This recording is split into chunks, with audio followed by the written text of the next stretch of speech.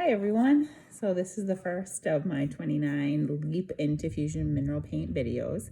And I'm just going to paint a basic gold picture frame that can be found at Walmart or Family Dollar. Nothing wood, kind of plastic, inexpensive frame. And I wanted to show you the coverage that you get from Fusion mineral paint. The first thing I want to talk about is Fusion mineral paint. It's actually a product that I sell, and it's only available in 3 locations in the Upper Peninsula. One location is in Houghton at Urban Rustics, and that is sold by another vendor. And then I carry it at 2 places, one Main Street Antiques in Ishpeming, downtown Ishpeming, and at the Northwest Station Antiques in Marquette, which is on the corner of Wright and Presque Isle. These 29 videos are going to focus on 29 different projects, with Fusion mineral paint, and I'm going to try to paint some crazy things like a pair of shoes, a stencil on a pillow, and I don't know, I guess I got to come up with 29, 28, 27 other things. But I'm excited to start doing these videos and have this instruction available to all of you on YouTube so you can go back and reference things that I tell you when I'm painting something myself. So let's get started painting. Where did I put my paintbrush? So I really like these craft paint brushes. They're folk art brushes, and I find them at Walmart or Amazon. Michaels does have a similar brush available. I really like these ones because they're a nice soft bristle, and I find that I get a really good coverage with it. I am obsessed. This is my absolute favorite color, French Eggshell. It's a brand new color from Fusion mineral paint, and it is the perfect combination of blue and green. There are many beautiful colors. Fusion offers some really phenomenal colors, but they did not have the perfect Robin's Egg Blue until now, which is making my 2020 year. So this is a depiction of what the colors are that are available, but I actually don't like that flyer. It is a terrible depiction of the actual color of the paint. So there are wood block samples available at each of the locations to show you what the actual color looks like. And I'm working on getting the new colors painted on blocks so that you can see them in the same way. Now, I am not a natural videographer, I guess is the word. I'm not comfortable with this. But I find that it's the easiest way to instruct and show you the best way to use this paint. So I like to start out by, let's start over. I'm just going to start out by showing right away. And if you have questions, you have comments, feel free to post them below so that I can answer them for you. As always, I'm going to be offering classes again where you can take your products in or your piece in, and you can come and paint it with me, and I'll walk you through the whole process. But hopefully maybe this will help you understand the process that I use when using Fusion mineral paint. So to give you a little backstory, I fell in love with this paint when I tried it from Urban Rustics. I was up in Houghton visiting family, and one of my aunts actually suggested that I use it, and I loved it. I was a huge chalk paint enthusiast. I loved the coverage that you got, but I'm a bit of a lazy painter, and I got tired of having to top coat it. And that is the joy of Fusion mineral paint. You do not have to put on a top coat. I love that it's a semi-matte finish, so I call it like an eggshell type finish, but it is easy to clean. I use magic eraser on mine whenever I need to take a tough spot off. Generally just cloth and water or dish soap works just fine to clean it up. And we live in our house and on our furniture, so I don't baby anything. I figure I can always give it a fresh coat if I need to, but I have yet to find that. I tell everybody that no painted furniture is perfect. You can get factory cabinets and they're gonna wear out. My best friend just built a house, and the cabinet that she has her garbage in, which is opened very often, the paint is actually starting to come off. And her house was only built about, I don't know, less than 10 years ago. So no finish is perfect. You're always gonna have some wear. But if you take care of your pieces and you keep them clean and you just live, it's easy to repaint, lightly sand and repaint a section if it gets scratched up or, isn't to your liking anymore. The other joy of this paint is you can distress it like chalk paint if you want to. You can add waxes and you can add top coats, and we're gonna experiment with some of those in later videos. So right now I'm just gonna get painting and show you why I like this paint so much. So this is kind of awkward. I am not sure how I'm gonna do this, but we're just gonna go for it. I am not natural at this. So I'm painting this gold frame. It's not wood, it's kind of a plastic. And I wanted to show you how good the coverage goes on. So let's see, how should I do this so you can see it?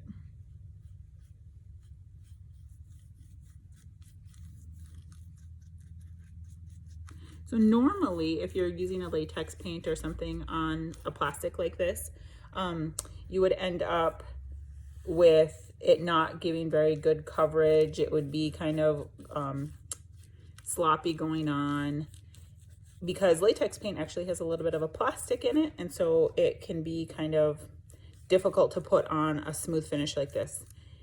I have not found that to be the case with Fusion Mineral Paint. But if you do have a really non-porous surface that's like metal or glass, something that's really difficult to paint, and you're not able to put the paint on well, you're concerned about how well it will adhere, Fusion sells this product called Ultra Grip, and it's awesome. It is amazing how well the paint sticks to something that's done with Ultra Grip.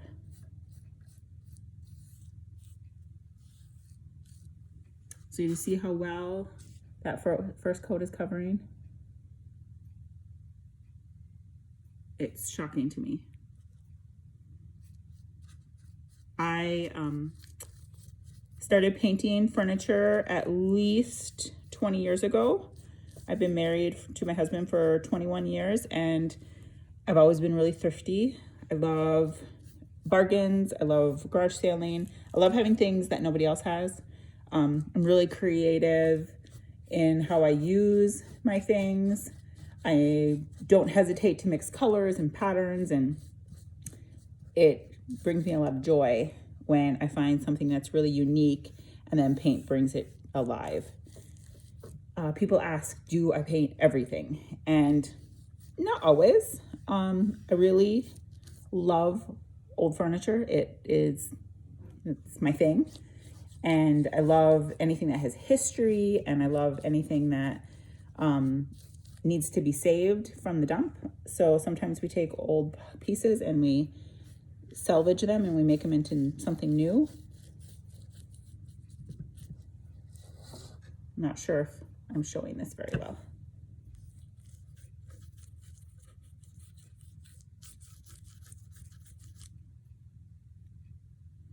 So sometimes when I'm painting like this, something this small, I wonder, why do I have piles of little things to be painted? Because what is this literally? I mean, I'm like 9 minutes into the video and I've spent over half of it chatting and talking to you guys about the paint and what I'm doing. But isn't that coverage just awesome?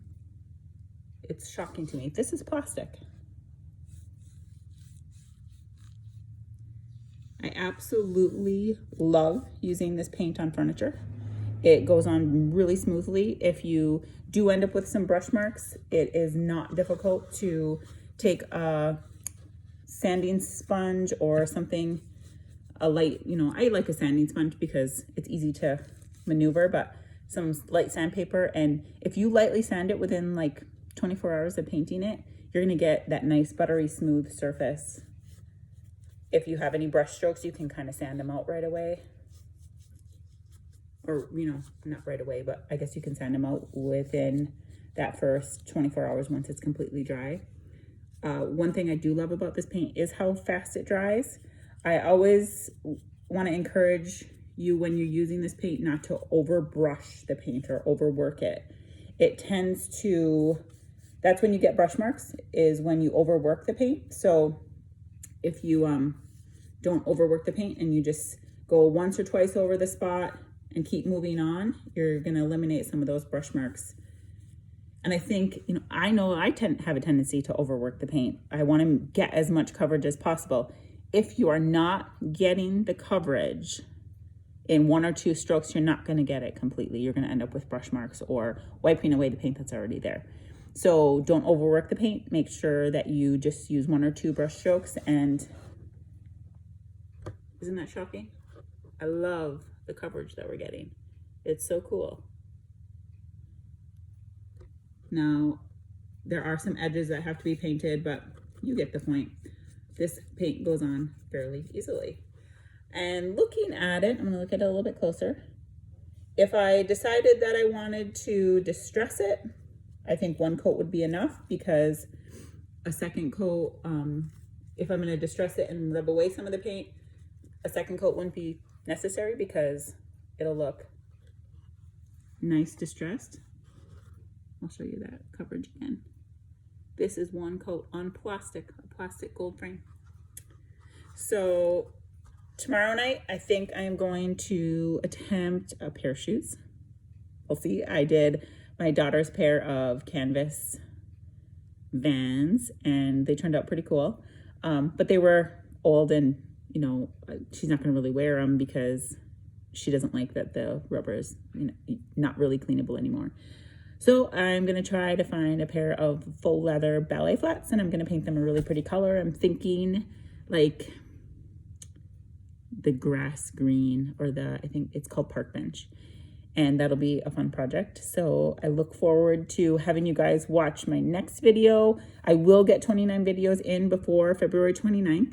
And there will be a prize for anyone who watches every video and comments on the color that I used to paint the product or the item in the video. So if you watch every video, you comment in the comments that you watched in, I painted the item in French eggshell today. At the end of the month on the 29th, I will draw for let's do a $50 gift certificate to purchase Fuchsia Mineral Paint.